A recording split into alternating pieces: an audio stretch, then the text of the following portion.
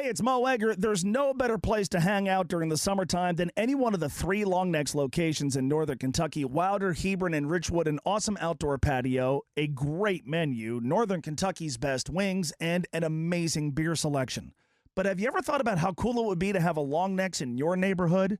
Well, your chance is here. Check out the franchise opportunities at longnecksportsgrillfranchise.com. Longnecksportsgrillfranchise.com. Long Neck Sports Grill. Stay long. Come often. All right, we typically do this on Wednesdays at 4:35. We had to move some things around today, so you're going to hear it Thursday right around 5:35. We talk injuries with one of the experts from OrthoCincy. The great thing about OrthoCincy is they have specialists and locations across the tri-state, and they offer walk-in orthopedic urgent care weekdays 9 a.m. to 9 p.m. and on Saturdays 9 a.m. to 1 p.m. in Edgewood and Anderson. Learn more at OrthoCincy.com. That's OrthoCincy.com. With us this week is Dr. Matthew Grunkemeyer. We did not have a chance to do this segment last week, so it's our first real chance to talk about Dax Hill, who unfortunately is done for the season with an ACL tear.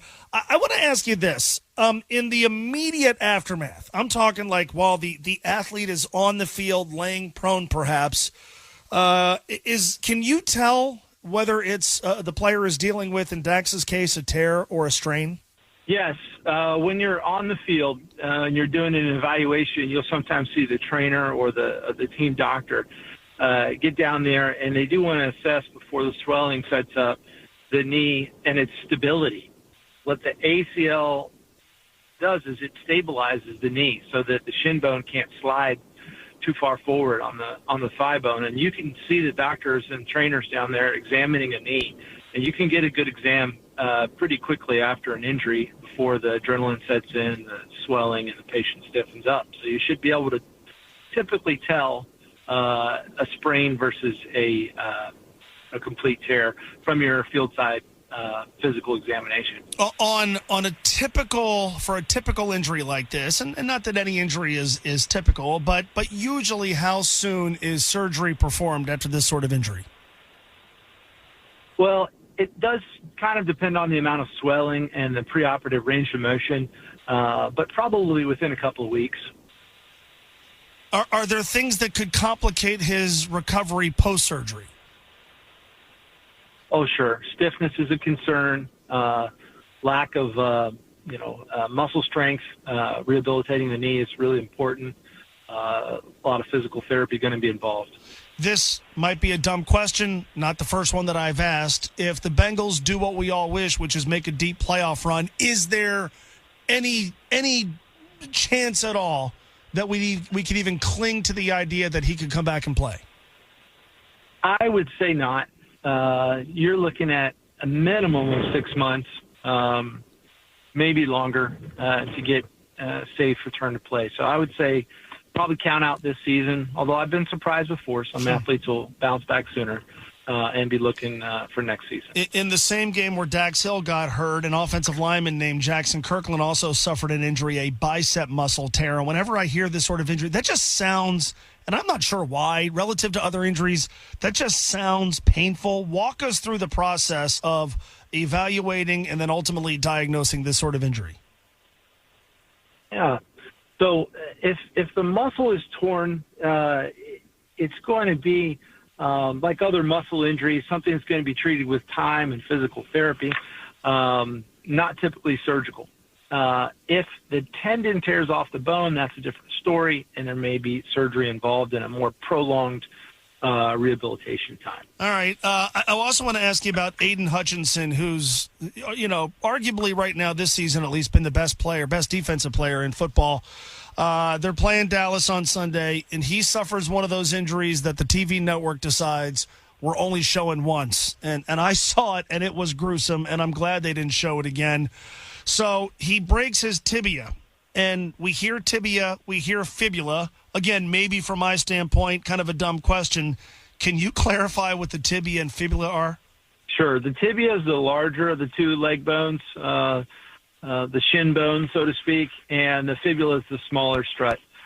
When they both fracture, it's obviously a highly unstable injury, and you can see the leg moving around in ways that are quite unnatural. So, yeah, I think that's one of the reasons why they are only going to show that replay once. Yeah, I'm glad they did. They performed surgery immediately after he suffered the injury, and the Lions were on the road in Dallas. Why is it so critical with an injury like this to get him on the operating table ASAP? Well, you can get a lot of associated soft tissue swelling, and because your tibia or shin bone is so close to the skin, any type of skin tear could lead to severe complications, could lead to excessive swelling, which is known as compartment syndrome. So I think just in order to prevent those potential complications, surgery is recommended in a timely fashion. It doesn't have to be the same day, but should be probably within the first few days. Is the fact that they were on the road and were going to have to travel back to Detroit, is that a factor in determining that they had to do the surgery immediately? I would imagine so, and just the pain level, with such an unstable injury in a splint, it's just not going to probably provide very much comfort for the athlete as they're trying to travel, whether that involves planes or whatever way they're going to travel, crutches. It's probably just way simpler and less painful route for him to just go ahead and have the surgery, get the bone stabilized, usually through a rod that goes through the center of the tibia, and that's going to be the surgical treatment there. That injury was tough to watch, and yet you hear about the surgery, and then he's on a team that has a chance to play deep into the postseason. There are reports that if the Lions made it all the way to the Super Bowl, perhaps he could come back and play. That seems almost improbable. Is it as improbable as I believe? Pretty improbable. You're talking 12 weeks for the bone to heal, but then you got muscle wasting. I wouldn't count on it. Awesome stuff. As always, do appreciate it, Doctor. Thank you so much. All right, you have a good one. That's Dr. Matthew Grunkemeyer from OrthoCincy. I say this all the time. The great thing about the people at OrthoCincy is they have specialists and locations across the tri-state. That includes walk-in orthopedic urgent care weekdays 9 a.m. to 9 p.m. and Saturdays 9 a.m. to 1 p.m. in Edgewood and Anderson. It's easier and definitely cheaper than going to an ER whenever you have an urgent orthopedic injury. Go to OrthoCincy.com. That's OrthoCincy.com. Hey, it's Mo Egger. You've heard me talk about Long Neck Sports Grill for a while. There's no better place to hang out during the summertime than the Long Neck's patio. They've got Northern Kentucky's best wings, an awesome beer selection, 4K TVs. It's a great place. But have you ever thought how cool it would be to have a Long Necks in your neighborhood? Well, your chance is here. Check out the franchise opportunities by going to longnecksportsgrillfranchise.com. That's longnecksportsgrillfranchise.com. Long Neck Sports Grill. Stay long. Come often.